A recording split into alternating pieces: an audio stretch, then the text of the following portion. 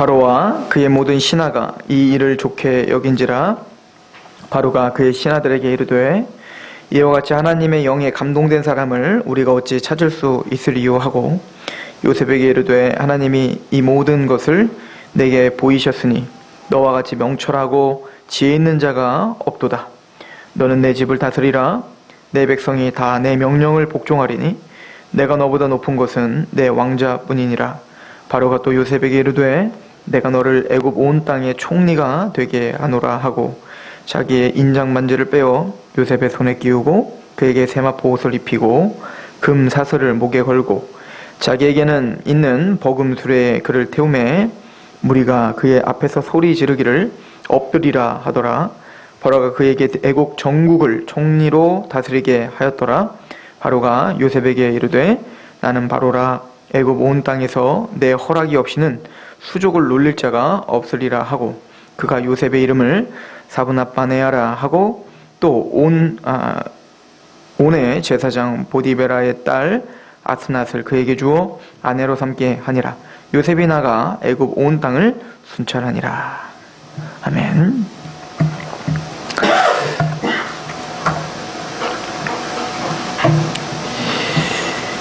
우리가 지난주에 살펴봤듯이 하나님의 사람들에게는 고난의 인내의 시간을 허락하고 있다라는 것을 봤습니다. 오늘 사실은 설교 제목을 무엇으로 정할까 여러 가지를 정하고 고심하다가 그냥 애굽의 총리가 된 요셉이라고 정했지만 처음에 제가 정했던 제목은 고난을 통과한 자의 다스림이라고 제가 지으려고 했어요. 우리가 지금까지 상고해 보건대 하나님은 하나님의 사람을 지도자로 세우고 하나님의 사람답게 만드시기 위하여 고난을 통과하게 하십니다. 그래서 모든 지도자들은 성경의 모든 믿음의 의인들은 다 고난을 통과했음을 봤죠. 그래서 우리가 지난주에 살펴봤듯이 하나님은 노아에게도 인내의 시간을 요구했고 아브라함에게도 그랬고 이삭, 야곱 또 이 요셉에게도 인내의 시간을 요구하고 있었음을 보여주고 있습니다. 특별히 지난주에 우리가 상고했듯이 요셉이 이제는 감옥에 끌려가서 술 맡은 관원장의 꿈을 해몽해주고 그리고 풀려나고 다시 복직이 됐을 때 요셉은 사실은 이제는 희망이라는 게 발견됐다고요. 내가 이제 내가 여기 감옥에서 드디어 이 억울함을 이제 좀 풀 수 있겠구나라고 생각했지만 2년 동안 잔인하게도 하나님은 그 술 맡은 관원장의 기억을 싹 잊게 하셨습니다. 그래서 2년을 고생하게 했죠. 그래서 요셉은 아마 2년이 아마 20년 같았을 것입니다. 근데 사실은 요셉에게 인내의 기간은 2년이 아니라 10여 년 동안 계속 그랬던 거예요. 그죠? 노예로 풀려가고 감옥에 끌려가고. 그리고 성경은 그런 요셉의 삶을 뭐라고 계속 부연 설명을 해주고 있냐면 하나님과 동행했더라요. 그죠? 그리고 형통했더라. 그러니까 하나님이 우리에게 요구하시는 형통과 하나님과의 동행이라는 삶은 단순히 이 땅에서 편안함을 말하는 게 아닙니다. 우리의 소원 성취가 다 이루어지는 것을 형통이라거나 아니면은 편안함, 안식이라고 말하는 게 아님을 우리는 알 수 있어요. 세상적으로 볼 때는 요셉은 안식을 갖지 못했죠. 항상 착고에 매었고 심령이 괴로웠어요. 그러나 하나님과 동행하며 더 안 좋은 상황에 갔지만 그곳에서 하나님과 동행하며 하나님의 형통을 누리는 사람이었음을 성경을 통해서 보고 있습니다. 오늘은 드디어 그 고난의 그 시간이 끝나고 이제 영광스러운 애굽 총리에 등극하는 이야기입니다. 우리는 그러나 오늘 이 이야기를 하기 전에 먼저 우리가 유념해야 될 것은 요셉 이야기가 만약에 감옥에서 2년 동안 기다렸는데 마침내는 죽었더라 이렇게 끝났다 하여 요셉이 더 이상 요셉이 되지 않는 건 아닙니다. 그의 형통이나 하나님과 동행함은 여전히 동행함과 형통이었음을 기억하셔야 됩니다. 왜냐하면 그런 식으로 성경을 해석해버리면 스테반 같은 경우는 어떨까요? 형통하지 못했던 사람이고 스테반 같은 경우는 어떨까요? 하나님과 동행하지 못한 거죠. 왜냐하면 이제는 막 힘있게 성령의 감동을 받아 복음을 전하는 사람으로 첫 번째 막 표적과 기적을 일으키고 복음 한 번 전했다가 인내와 고난의 시간을 거쳐 죽었더라. 이렇게 끝내고 있어요. 하나님의 주권 가운데 우리를 어떻게 인도할지는 몰라요. 그건 하나님의 주권 속에 있습니다. 그러나 성경이 말해주고 있는 것은 요셉이 애굽 총리가 되건 감옥에 있건 그는 형통한 자였다는 것입니다. 우선 그거를 염두에 두시고 오늘 말씀에 집중하시기를 소망합니다. 저는 오늘 먼저 이 바로가 요셉에 대하여 이야기하는 말씀에 이 말에 좀 집중하고자 합니다. 요셉은 우리가 잘 알고 있는 대로 바로가 두 가지 꿈을 꾸는 것을 해석해 주죠. 그 어떤 누구도 해석을 못 해주는 겁니다. 그 꿈의 내용은 두 가지 꿈이 다른 꾸님이지만 의미는 하나였죠. 뭐냐면 7년 풍년, 7년 흉년이 될 겁니다. 그러니까 하나님이 이집트의 어떤 그 미래를 하나님이 예언하는 것이야. 자, 이 이야기는 이집트의 역사, 이집트의 어떤 역사는 자신이 태양신이라고 말했던 파라오에게 있는 게 아니에요. 그의 역사는 누구의 손에 있다는 겁니까? 하나님 손에 있다는 것을 분명하게 요셉을 통하여 선포하고 있는 중인 겁니다. 그래서 그 이집트의 역사는 이제는 7년 풍년과 7년 흉년에 하나님의 인도하심의 비밀을 알게 하신 겁니다. 이것을 요셉을 통하여 해석해 주게 됩니다. 그리고는 이 요셉의 이 말을 듣고 요셉의 그 범상치 않아 보인 거예요, 이 바로가. 그래서 그 바로가 요셉에게 한 말이 41장 37절인데요. 바로와 그의 모든 신하가 이 일을 좋게 여긴지라. 그 설명들 7년 풍년, 7년 흉년이니까 7년 풍년 때 당신은 좋은 지혜 있고 총명 있는 자를 세워서 잘 그걸 저장해 놨다가 흉년이 됐을 때 그거를 사람들에게 팔아라. 그렇게 되면 왕권이 더 공고해지고 애굽은 다른 민족들이 아마 우러러보는 나라가 될 겁니다. 뭐 이런 내용이겠죠. 38절에 바로가 그의 신하들에게 이르되 이와 같이 하나님의 영에 감동된 사람을 우리가 어찌 찾을 수 있으리요 하고 요셉에게 이르되 하나님이 이 모든 것을 내게 보이셨으니 너와 같이 명철하고 지혜 있는 자가 없도다. 저는 여기에 우리의 시선이 좀 집중해야 된다고 생각해요. 여러분들, 바로는 그 당시에 부러울 것이 없는 사람입니다.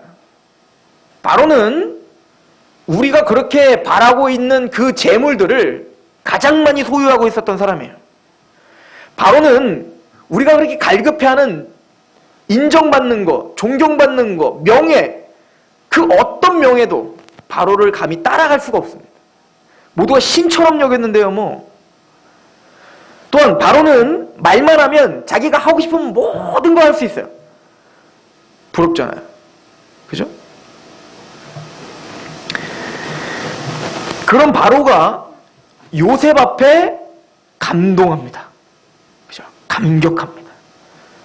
그건 요셉에게 자신의 모든 권력과 모든 소유와 그 모든 걸 위탁해요. 그죠? 그렇다면 이 하나님의 사람 요셉, 꿈의 사람 요셉, 하나님의 언약을 쫓는 이 요셉은 도대체 이 바로에게 무엇을 통해서 감동을 주고 감격을 준 걸까요? 저는 여기서 우리가 전하는 이 복음이 얼마나 복음다운가를 점검해야 된다고 생각합니다.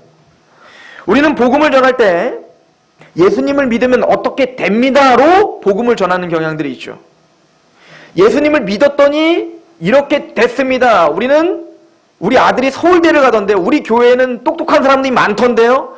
우리 교회에는 위대한 사람들도 많고 우리 교회는 돈 많은 사람들도 많고 지질이 못 살았는데 예수님 믿었더니 이렇게 번성했습니다. 우리는 이런 것들로 어찌 보면 믿지 않는 사람들, 왜냐면 그것도 이해가 가요. 왜냐면 예수님의 십자가 이야기를 전하면 그게 믿을지 안 믿을지 우리가 확신이 없기 때문에 우리가 할 수 있는 거 그거밖에 없는 거야. 그러나 바로는 그런 게 하나도 안 부러웠을 겁니다. 예를 들어서 누구에게나 복음은 동일해야 되는데 여러분들이 이건희 회장한테 복음을 전하는데 예수님 믿으십시오. 그럼 부자 됩니다. 하나도 안 부러운 거예요. 이건희 회장은. 저 김정은을 복음으로 부셔야 되는데 예수님 믿으십시오. 모든 권력과 명예와 다 하나도 안 부러운 거예요. 그건 김일성도 줄 수 있어요. 하나도 안 부러운 겁니다. 저 절에 가서 기합장에 올려놓고 비볐더니 엄청 부자 됐다는 간증도 쓰도록 합니다. 그것은 기독교의 다름이 아니에요. 세상이 진짜 감동하고자 하는 게 뭐냐면 하나님의 영에 감동된 사람을 찾고 있습니다. 여러분, 아비멜렉과 이삭 이야기를 잘 아시잖아요. 이삭의 삶을 한번 보십시오. 이삭은 권세도 없었고 힘도 없었고 군사도 없었고 돈도 없었어요. 그런데 이삭이 아비멜렉이 갖지 못한 무언가가 있었습니다. 뭐죠? 처음에는 그 아비멜렉이 땅을 줘서 너희 조상이 팠던 우물에서 살아 라고 해서 살았는데 이 아비멜렉의 이 종들이 이 이삭의 종들과 싸웠어요. 그래서 뺏겼습니다. 우물을. 그랬더니 이삭은 거기에 대항하거나 대모를 하거나 거기에 막 저항하지 않았고 그냥 하나님을 의지하며 그들을 넘겨주고 다른 데 가서 우물을 팠어요. 그때 또 우물이 터진 겁니다. 그때는 이제 그랄 목자들한테도 당해요. 그랄 목자들이 그 우물을 뺏으려니까 뺏깁니다. 그 이삭은 다투지 않게 하고 다른 데 가서 또 우물을 팝니다. 그때 또 우물이 나왔어요. 이삭은 칼 한 자루 들지 않았고 어떤 윽박지르는 말을 하지 않았습니다.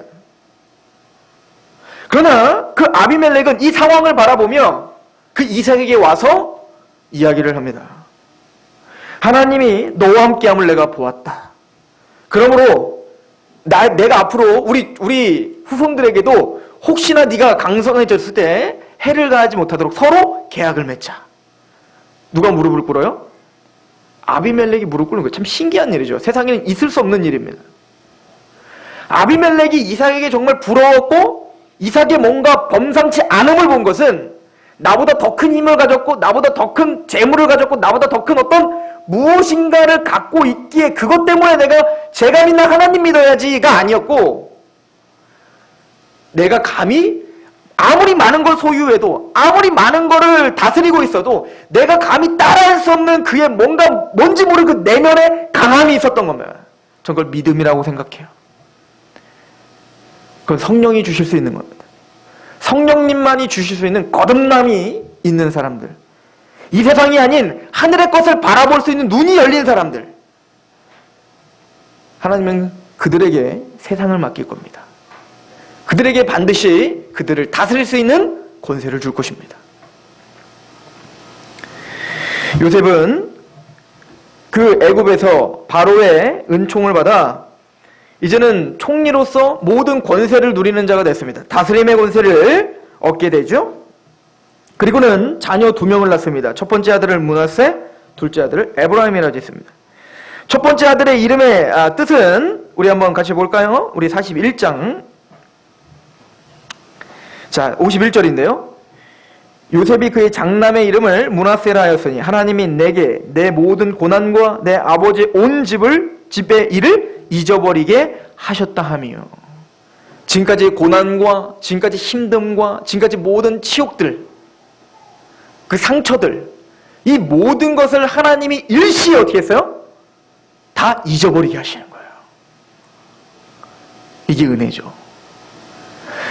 요셉은 끝도 없이 펼쳐지는 자신의 고된 이 인생을 통해 너무너무 힘들어 울부짖기도 하고 이 억울함을 호소하기도 했지만, 그 억울함을 호소하고 울부짖고 또 최선을 다해서 살았지만 이것이 전혀 해결되지 않는 그 모습을 통해 아마 낙심도 하고 낙담도 했을 것입니다. 그러나 요셉은 묵묵히 하나님을 의지하며 있었는데 하나님이 자신이 생각하지 못하는 방법으로, 감히 자신이 측량할 수 없는 방법으로 이 모든 일을 일시에 뭡니까? 뒤집어 버리는 겁니다. 그래서 므낫세라고 이름을 지은 거예요. 아버지의 집에서 있었던 형들에게 버림받은 내용, 또 자신이 사기를 당했다는 그거, 하나님 앞에 내가 버림받은 것 같은 그 끊어진 것 같은 그 고통스러움, 하나님은 그 모든 것들을 일시에 영광으로 뒤바꿔 주시더라. 이게 므낫세입니다. 전 이것이 바로 성도의 삶이라고 생각합니다. 성도의 삶은 고단합니다. 신앙이 없이 살면 편안하게 살 수 있습니다. 까짓거 우리가 꼭 잘 살아야 편안한 겁니까? 내 맘대로 할 수 있으면 편안한 거 아니에요? 우리가 꼭 뭐 좋은 집에 살아야 편안한 겁니까? 나쁜 집에 살더라도 내가 하고 싶은 거 막 하면서 하는 게 편안하고 행복한 거 아닙니까? 근데 우린 그걸 못해요.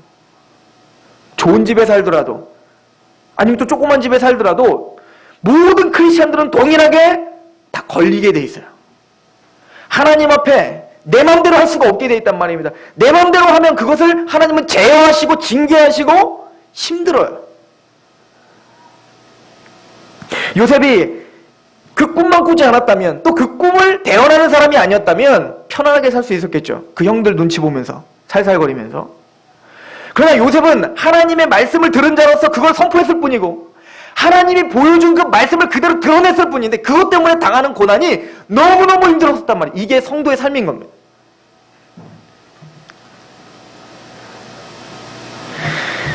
모든 성도에게는 고난이 있음을 제가 매번 설교를 하고 했더니, 우리 한 성도님이 설교 공부를 하는데 걱정스러워 하셔요. 매번 설교를 듣고 매번 설교 공부를 하지만 또 걱정스러워 합니다. 왜냐면 또 고난이 또 올지도 모르니. 여러분들, 성도들에게는 꼭 고난이 올까요? 안 올 수도 있어요. 하나님이 주권 가운데 있는 겁니다. 그러나 적어도 저는 꼭 성도라서는 것을 떠나서 모든 인생인 고난은 반드시 옵니다. 그 어떤 인생이 고난이 없겠습니까? 그 어떤 인생이 마음껏 내가 마음대로 하는 대로 살겠습니까? 그러다 보면 이제 땅콩 향하는 거예요. 그건 저주입니다. 우리는 그걸 저주라고 말하는 거예요. 그러나 적어도 하나님의 백성들은 단순히 우리에게 불강력적으로 오는 그 고난들 말고 자처하는 고난들이 반드시 있어야 된다고 성경은 말하는 거예요.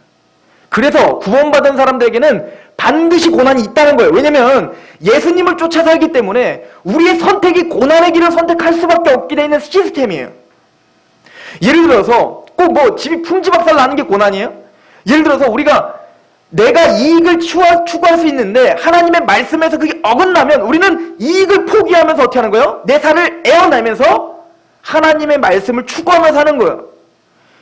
이 사람이 나를 조롱했을 때 나는 얘를 힘껏 한 대 쳐야 내 마음이 아주 편안한데, 그 사람에게 오른뺨을 돌려대고 그를 용서해야 되기 때문에 고난인 거예요. 정말 이런 고난이 없단 말입니까? 구원받은 하나님 백성들이 정말 그런 예수님의 십자가의 삶을 살려고 하는 그 몸부림이 없단 말입니까? 그건 성도가 아닙니다. 그래서 구원받은 자는 고난이 있다는 거예요. 그러나 하나님은 그 고난 후에 반드시 영광을 약속하십니다. 호세아서 6장 1절부터 3절엔 오라 우리가 여호와로 돌아가자. 여호와께서 우리를 찢으셨으나 도로 낫게 하실 것이요 우리를 치셨으나 싸매어 주실 것입니다. 하나님은 우리를 찢으시기도 합니다. 근데 우리는 찢으시면 이거는 은혜가 아니라고 이야기하죠. 그러나 그것도 하나님이 하시는 일입니다. 그러나 찢으신 상태로 하나님은 그냥 내팽겨치지 않습니다. 하나님 반드시 싸매주십니다. 여호와께서 이를 후에 우리를 살리시며 셋째 날에 우리를 일으키시리니 우리가 그의 앞에서 살리라. 우리를 살리기 위함이에요. 우리에게 생명을 주기 위함이고 우리에게 영원한 것을 주기 위함이에요.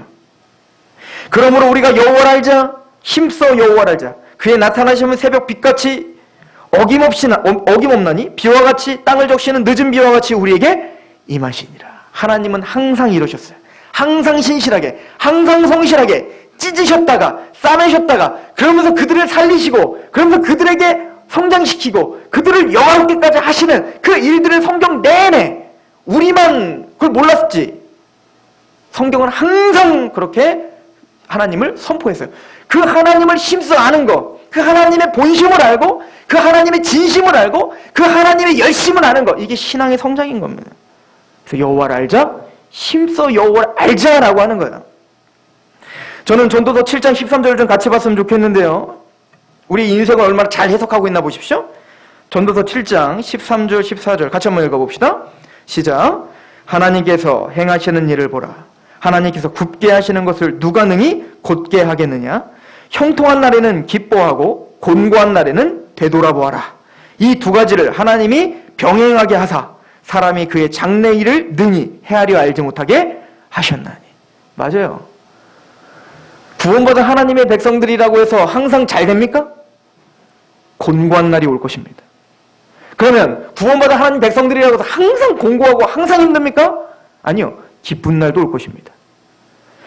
만약에 우리 인생을 우리가 해석하지 못한다면, 우리에게 지금 기쁜 일이 있다면 두려워하지 마세요. 우리 상록성도에 그런 게 좀 있는 것 같기는. 뭔가 좋은 일이 막 생기면 두려워. 내가 이렇게 계속 좋아야 되나? 내가 이렇게 계속 뭔가 이거 누려도 되나? 누리세요. 하나님이 주신 은혜라면 누리십시오. 하나님이 허락하신 거예요. 찬양하십시오. 감사하십시오. 하나님 너무 고맙습니다. 하나님 저를 너무 잘하셔서 저에게 숨통을 트여주셔서 너무나 감사합니다. 공고하십니까? 당황하지 마세요. 하나님이 없다 하지 마십시오. 나를 사랑하지 않는다고 말하지 마십시오. 당연한 거고 자연스러운 것입니다. 기도하십시오. 그 두 가지를 하나님은 병행하시는 거예요. 우리 인생에 항상 좋은 날만 있는 사람 없어요. 항상 나쁜 날만 있는 사람 없다니까요. 요셉도 보십시오. 찢으셨으면 반드시 싸매십니다. 야곱도 보십시오. 찢으셨으면 반드시 싸매십니다. 하나님은 그 기쁜 날과 공고한 날을 병행으로 우리에게 계속 주시는 거예요. 이거를 야곱은 뭐라고 표현하냐면 험악한 세월이라고 표현해요. 험악한 세월을 내가 보이는 아이다. 그 이유는 하나입니다.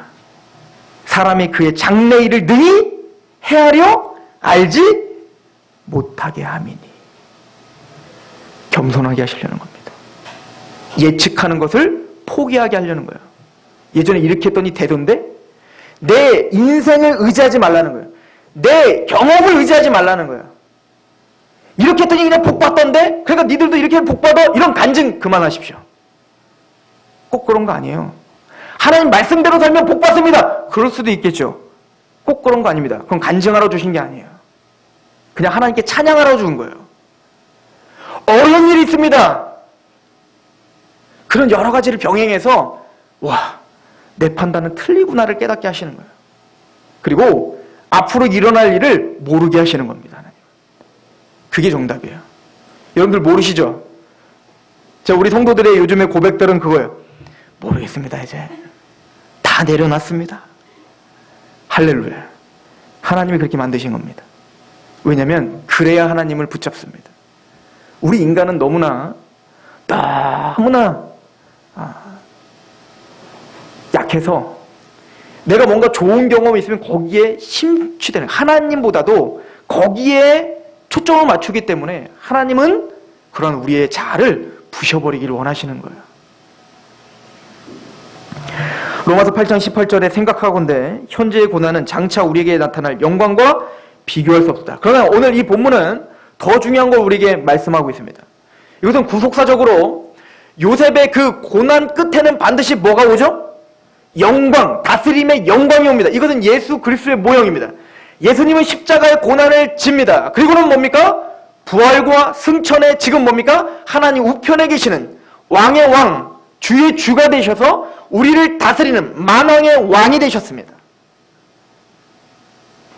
그리고 그를 따르는 성도들의 모형입니다. 우리의 삶은 고난이에요.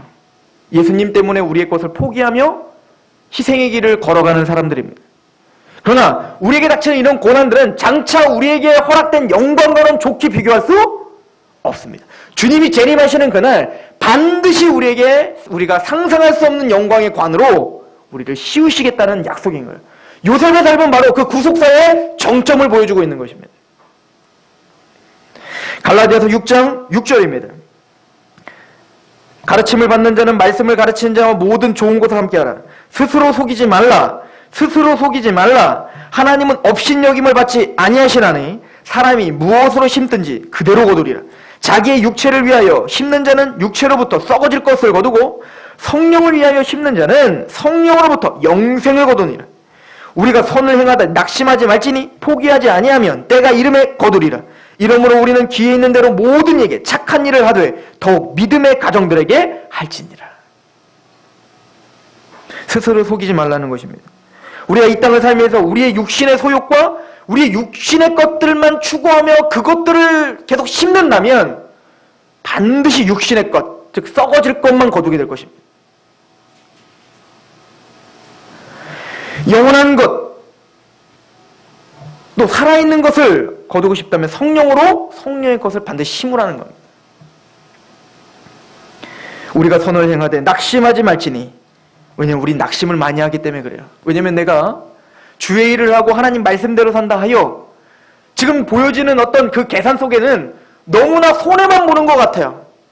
그래서 우리는 끊임없이 낙담하고 낙심하고 주저앉고 싶은 유혹들이 계속 있다는 거죠. 초대교회도 그랬다는 겁니다. 사도 바울은 말합니다. 선을 행하되 낙심하지 말지니, 포기하지 아니하면 때가 이르면 반드시 거둔다.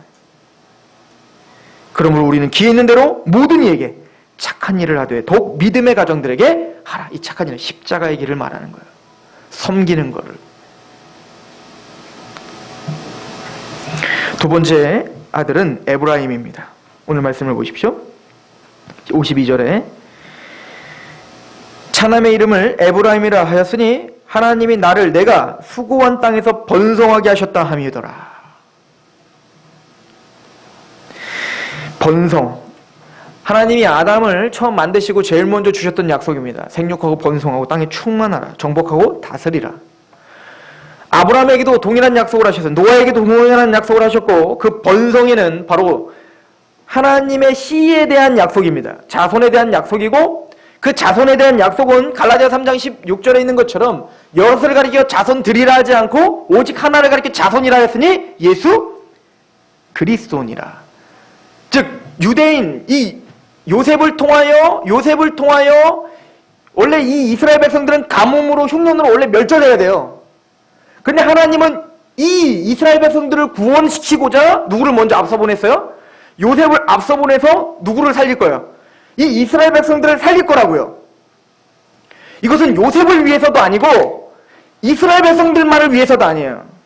왜냐하면 그 이스라엘 백성이 살아야 애굽에 가서 나중에 출애굽도 하고, 출애굽을 하여 하나님의 구원이 무엇인지, 또 모세도 태어나고 모세를 통하여 성경도 써져야 되고, 이 성경도 써져서 이 모든 이스라엘 백성들이 이제 다윗 왕국도 세워져야 되고 솔로몬 왕국도 세워져야 되고, 얘네들이 바벨론에 잠깐 끌려갔다가 다시 와갖고 정신 차려가지고 막 그러다가 선지자들이 막 나와서 사실은 이 모든 것들이 다 예수 그리스도를 말한 거야 라고 선지자들이 계속 메시아를 선포해야 되고, 그래서 마침내는 그 창세기부터 말라기까지 있는 모든 예언의 성취, 그 시인 예수 그리스도가 이 땅에 오셔서, 그 예수님이 오셨을 때 오순절 강림을 오셔서 예루살렘 교회에서부터 그리고 유대와 사마리아와 온 땅, 그래서 이 대한민국까지 복음이 들려져야 돼요. 그래서 구원하신 거예요. 그래서 요셉을 보낸 거야. 그래서 말하는 겁니다. 요셉은 물론 제가 말한 이 전체를 잘 몰랐겠죠. 그러나 요셉은 그거는 확실히 알았어요. 하나님이 구속사를 세워주셨다. 하나님이 계획하셨다. 하나님이 나를 구원하려고 계획했다. 근데 나중에 좀 더 깨달았죠. 나를 구원하려고 한 게 아니라 사실은 우리 형제들을 구원하려고 했던 거네. 그러나 나중에 죽을 때 그러죠. 요셉이 내 뼈를 가나안으로 다시 갖고 가야죠. 이것은 내가 아니라 아브라함과 이삭과 야곱에게 약속하신 그 약속을 이루려고 하는 거구나. 이 구속사의 역사는 끊임없는 방해와 끊임없는 어떤 고난 속에서도 묵묵히 진행되고 있음을 요셉은 고백하는 겁니다. 그래서 내가 수고하고 어찌 보면 소망이 끊어진 상태였잖아요. 그런데 하나님은 그랬던 이 땅에서 내가 노예로 팔리고 내가 감옥에 갇혀서 이제는 아무것도 할 수 없다라고 하는 그 땅에서, 수고한 그 땅에서 하나님이 나를 번성하게 하셨다. 이게 은혜인 거야. 이게 지혜입니다. 이게 총명이에요. 항상 기독교 역사는 핍박의 시대에 부흥했습니다. 항상 기독교 역사는 이제는 기독교는 끝났다 할 때 부흥의 역사가 일어났습니다. 그게 하나님이 하나님 됨을 선포하는 방법이었던 겁니다. 그리고는 이 땅에서, 이 수고한 땅에서 나를 번성하게 하셨다. 이건 뭐죠? 요셉이 처음에 하나님이 주셨던 그 약속을 믿고 그 꿈을 믿고 있었던 그 소망, 그것을 부끄럽게 하시지 않는, 마침내는 그것이 옳다라고 인정하게 만드는 하나님의 놀라운 은혜를 고백하고 있는 거예요. 이 이야기는 바로 우리의 이야기죠. 예수님이 부활하심으로 말미암아 그 십자가 헛된 것이 아니었음을, 하나님의 그 구원의 역사가 이 역사 속에서 실현되고 있음을 증명해내신 것처럼 그 애국과 같이 그 예수를 죽였던 그곳에서 주님은 부활하심으로 그의 교회를 세우셨습니다. 사도 바울은 로마서 5장 5절에 그래서 이렇게 설명합니다. 소망이 우리를 부끄럽게 하지 아니함은 우리에게 주신 성령으로 말미암아 하나님의 사랑이 우리 마음에 부음받음이니 우리가 아직 연약할 때의 기약대로 그리스도께서 경건하지 아니한 자를 위하여 죽으셨도다. 의인을 위하여 죽는 자가 쉽지 않고 선인을 위하여 용감히 죽는 자가 혹 있거니와 우리가 아직 죄인 되었을 때에 그리스도께서 우리를 위하여 죽으심으로 하나님께서 우리에 대한 자기의 사랑을 확증하셨느니라. 이 십자가의 사랑을 깨달았을 때 사도 바울은 뭡니까? 그 소망, 사도 바울이 갔던 소망, 이 세상의 고난보다 장차 올 그 영광이 있을 거라는 그 소망, 그 소망을 세상은 계속 부끄럽게 만듭니다. 그러나 십자가의 사랑을 깨달으면 깨달을수록, 십자가의 복음을 내 마음에 더 담으면 담을수록 그 소망이 부끄럽지 않음을 고백하게 하는 거예요. 이거 성령님이 하신다는 겁니다. 바로 주님은 요셉의 삶 속에서 그의 소망을 부끄럽지 않게 그 수고하고 고난당한 그곳에서 하나님이 번성케 하시는 그 은혜를 보게 하신 것입니다. 그리고 드디어 이 고난을 통과한 요셉은 다스림의 자리로 간 것입니다. 저는 예수님이 그러셨듯 바로 구원받은 하나님의 백성들, 저와 여러분들이 이 자리에 서 있어야 된다고 믿고 지금 그 자리에 서 계신다 믿습니다.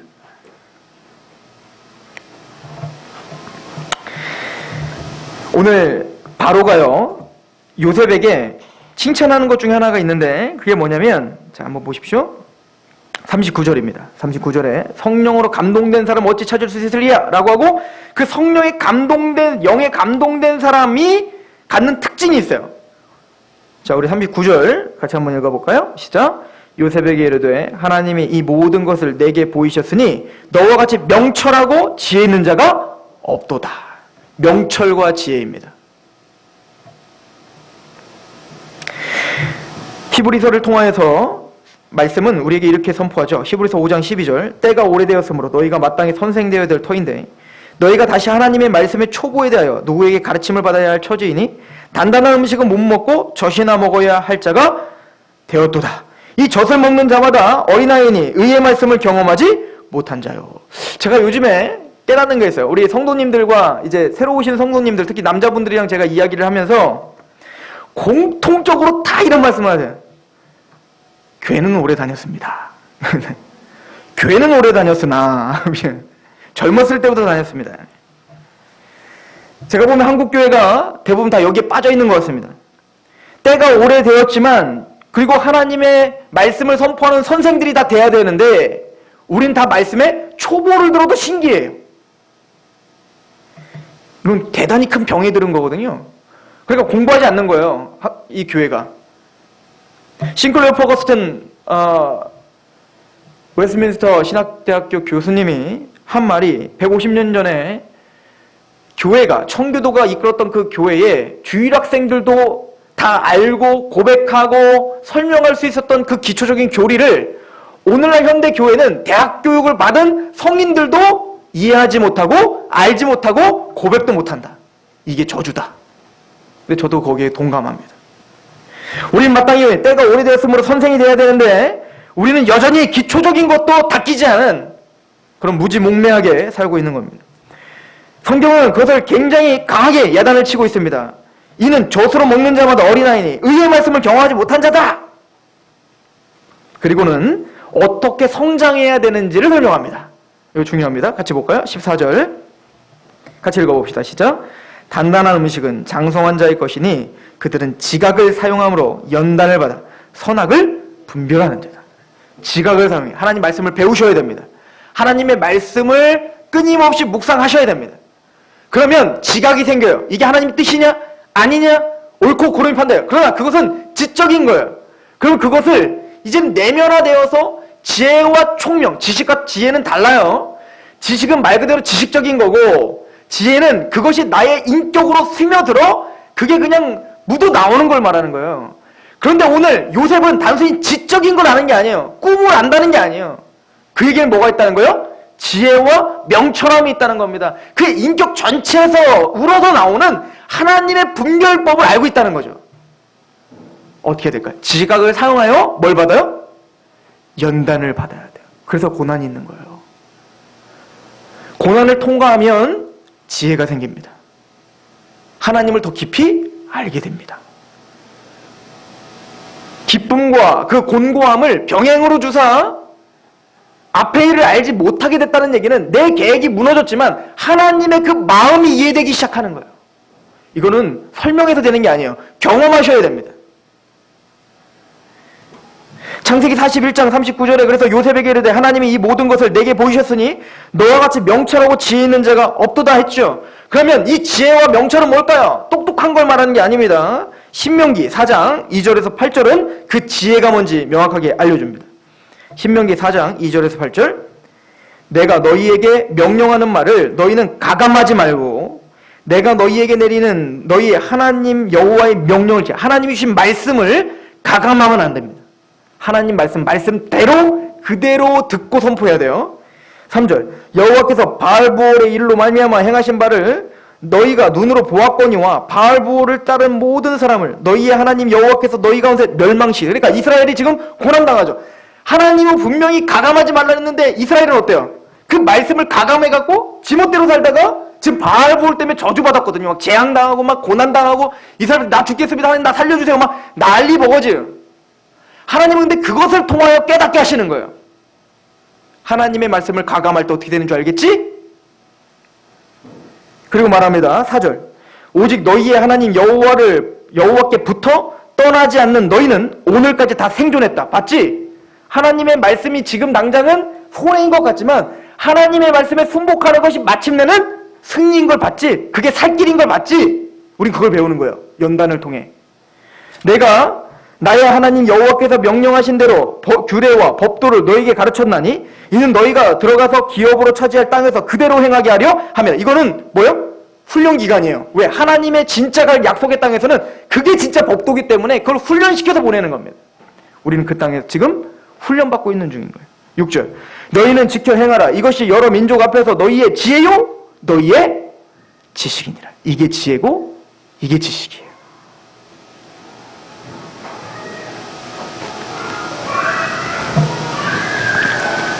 잠언서 1장 7절에 그래서 여호와를 경외하는 것이 지식의 근본이거늘 미련한 자는 지혜와 훈계를 멸시하느니라. 우리 상록계 모든 성도들이 요셉과 같이 지혜와 명철이 충만하길 원합니다. 그 고난을 통과한 요셉은 지혜와 명철이 충만했고 그렇게 지혜와 총명이 가득했던 요셉은 그 애굽을 다스리는 자가 됩니다. 마찬가지로 그렇게 구원을 받아 에베소서 1장 8절에 있는 것처럼 이는 그가 모든 지혜와 총명을 우리에게 넘치게 하사 성령님께서 우리에게 부어주셔서 복음을 깨닫게 하시고 지혜와 총명을 넘치게 해서 하나님의 것을 알게 하시고 고난을 해석하게 하시며 우리를 인도하시는 그 은혜가 우리를 지혜로 총명으로 인도하실 거예요. 그리고 그런 하나님의 백성들에게 약속하십니다. 누가복음 10장 19절에 내가 너희에게 뱀과 전갈을 밟으며 원수의 모든 능력을 제할 권능을 주었으니 너희를 해칠 자가 결코 없다. 그런 사람들에게 뭘 주세요? 다스림의 권세를 주는 겁니다. 전과 뱀, 즉 뭡니까? 사탄의 권세를 밟을 수 있는 그들을 무력하게 하는 능력을 주겠다. 어쩌면 요셉이 그렇죠. 요셉은 애굽에 살고 있습니다. 하나님을 대항하는 애굽에 살고 있지만 그 애굽을 통치하고 있어요. 무슨 얘기냐면 우리는 사단의 권세가 지금 팽배한 공중권세 잡은 자가 지금 팽배하게 우리를 지금 유혹하고 있는 이 땅에 살고 있지만 우리는 그들의 머리를 밟는 사람들이라. 그게 왕같은 제사장입니다. 다스림의 권세. 우리의 복음을 전하면 우리가 가는 곳에 어둠은 물러가는 것처럼 하나님의 복음이 전파될 때 그들을 얽어매고 있던 이 세상신이 부서지고 하나님의 복음이 선포되며 그곳에 임하는 것을 보게 되실 것입니다. 저는 이 교회가 그런 지혜와 총명으로 다스림이 회복되는 교회이길 소망합니다.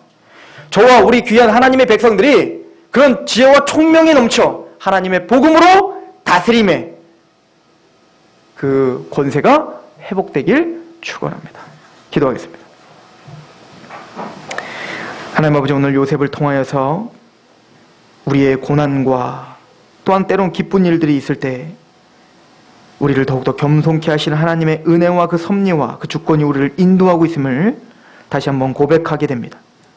또한 우리의 부르심은 왕같은 제사장들이요, 우리를 핍박하고 고난하는 또 하나님을 대적하는 이 땅에서 이 땅을 거부하기보다 이 땅에서 지혜와 총명을 넘치게 하여 그들을 정복하고 다스려 하나님의 나라를 확장하는 그런 거룩한 도구로 사용될 것임을 다시 한번 확인했습니다.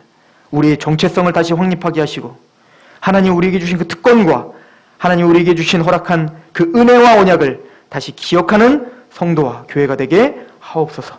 예수 그리스도의 이름으로 감사하며 기도합니다. 아멘. 우리 찬양할까요?